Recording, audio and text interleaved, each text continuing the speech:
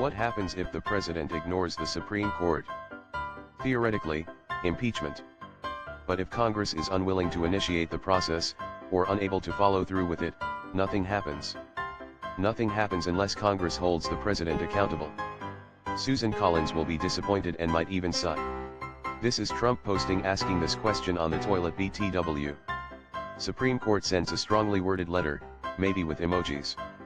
Till Robert Kehoe discovered reports that the chemical benzodine caused bladder cancer.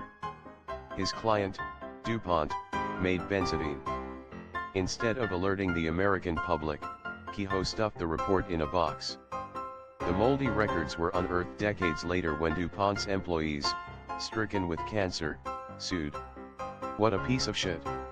In one study, Kehoe measured the blood of factory workers who regularly handled tetraethyl lead and those who did not. Blood lead levels were high in both groups. Rather than conclude that both groups were poisoned by the lead in the factory's air, Kehoe concluded that lead was a natural part of the bloodstream, like iron. This mistake would grow into an unshakable industry talking point. Another reminder that humans have always been stupid as fuck. Ah yes. DuPont, the same company that innovated many other safe products, like leaded fuel. LPT when canceling a subscription, always choose the too expensive option for what? Then turn down the retention offer too and let the company know that they need to lower their prices across the board if they want your business. I thought this was some tip to skew future subscription prices with enough people. I was wrong. Till Michael O'Leary, Ryanair CEO, bought a taxi license plate in 2004 under the name O'Leary Cabs, with only one vehicle, his own Mercedes, so he can legally use Dublin bus lanes. I believe that Noel Edmonds did similar, but for London. And he got someone else to drive it for him. Steve Jobs never got a license plate for his car, traded it in every 6 months to skirt the law so that he could park in prohibitive places and not get a ticket. What are your thoughts on the Harris and Trump debate? He will be remembered for the cat and dog comment. That was his standout moment. That was fun and unhinged, but I don't think it's ethical to use the elderly like that for our entertainment. We are all the smoking Ben Affleck meme. So trans immigrants that got surgery in prison are coming to eat my dog and doctors want to kill my baby. You learn something new every day. How does everyone feel about the latest executive order stating that only the president and a select panel of advisors can decide which media outlets are legitimate sources of news? Sounds like the first of many steps to the total collapse of the First Amendment, which is the biggest move to enact a dictatorship. But, them simply saying other sources are illegitimate doesn't do much for people who don't believe him unless he is able to punish and shut down the ones he considers illegitimate. Trying to do that, however, is a violation of the First Amendment. So, he would need to get the First Amendment nullified first. I grew up during the Cold War. The threat of nuclear war with Russia was a very real thing. To think I thought this was the worst thing I'd ever have to worry about during my life.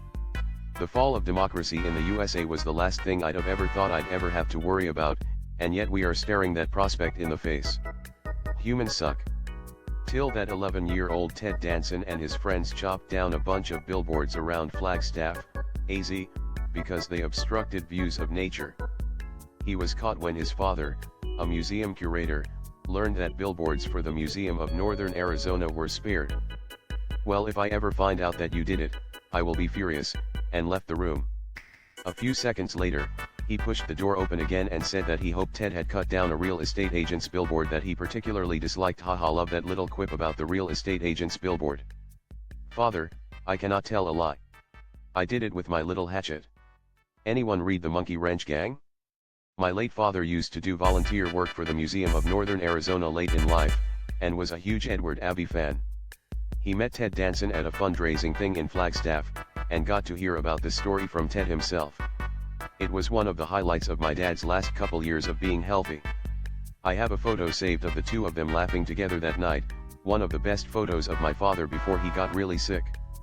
Till April 8, 1945, a prisoner at Buchenwald rigged up a radio transmitter and sent a message in a desperate attempt to contact the Allies for rescue. 3 minutes after his message, the US Army answered, KZBU, hold out. Rushing to your aid. Staff of 3rd Army. The camp would be liberated 3 days later.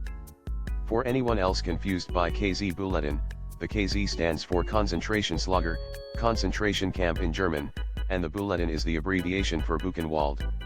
My dad was a captured Josef B-17 waist gunner in 1944, and was imprisoned in Stalag Luke III in what is now Poland.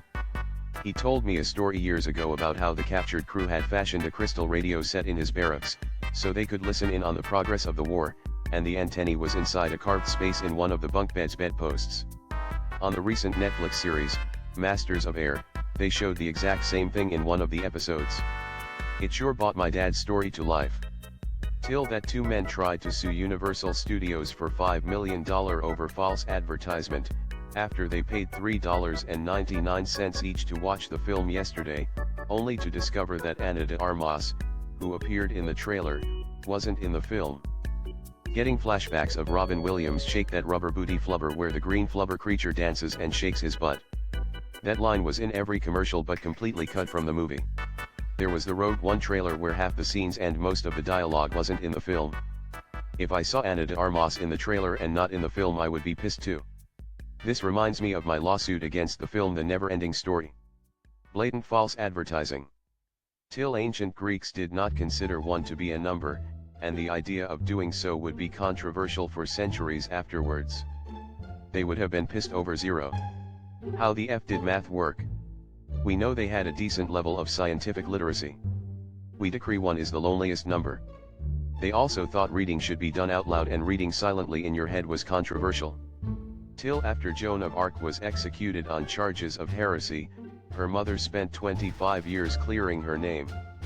She convinced the Pope to reopen Joan's case and attended the retrial despite being in her 70s and in poor health. The retrial ended with Joan's complete acquittal. Isabel Romee was definitely the unsung hero in Joan's story, and I don't think she would have become a saint if hadn't been for her mother's efforts. It was a political murder. Which show ended so poorly that you really wished you hadn't invested so much time in it. Scandal. Classic Shonda show, it's fantastic until it isn't and never picks back up again, then seems to double down on everything everyone hates out of, seemingly, sheer spite for the audience. Is not that they've ended poorly, but damn it, I hate Netflix for making me love a show and either cancel it after January 2nd seasons or leave it on a cliffhanger dash. I'll never forgive the writers of Pretty Little Liars. They ran an incredible mystery show straight into the ground trying to make money off of extra seasons. They wanted to outsmart the audience rather than tell a good fucking story. I was mad about how Last Man on Earth ended. Still salty. That 70s show. Once Topher left, the show simply stopped being funny, like they reassigned interns to start writing the show. What did you buy as an adult because you were denied it as a child? Braces. When I was 50. They worked and I still feel proud at it. Guitars. After buying about 20, it dawned on me that no amount of guitars will put one in the hands of me at 10 years old. When I was little, my grandma bought one of those fiber optic flower lamps. I was obsessed with it and always asked her to turn it on. She ended up putting it in an empty fish tank so I couldn't touch it. I now own 3 of them and I turn them on whenever I want. I bought an ice cream cake for no reason once. The freedom is palpable. Are you surprised at the lack of sympathy and outright glee the UHC CEO has gotten after his murder? Why or why not? No, I'm not surprised. How many lives did the company take with a 32% denial rate? Those are the souls we should be discussing. Not surprised at all. It's hard to feel sympathy for someone who made millions of dollars by essentially sentencing sick people to death or poverty. Nope. Not surprised at all. I am a healthcare worker. When I see people not getting help because understaffing, crying because they can't afford help, or literally saying I can't afford to stay alive, I think of guys like this. On the floor we are just told to deal with violence on our own. Now that the elite get targeted, all of a sudden they're talking about security. Screw these folks. Like and subscribe.